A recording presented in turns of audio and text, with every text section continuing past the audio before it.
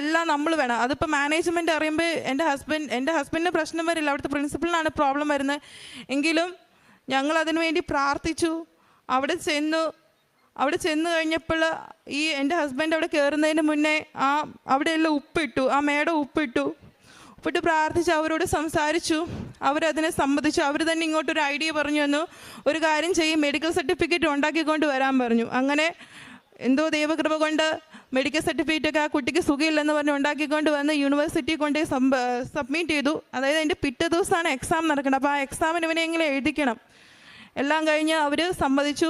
4 ദിവസമെങ്കിലും അവിടെയുള്ള യൂണിവേഴ്സിറ്റിയിലുള്ള എല്ലാ മെമ്പേഴ്സും അവരെല്ലാവരും സമ്മതിച്ചാലാണ് ഈ എക്സാം അവനെ എഴുതാൻ പറ്റുള്ളൂ.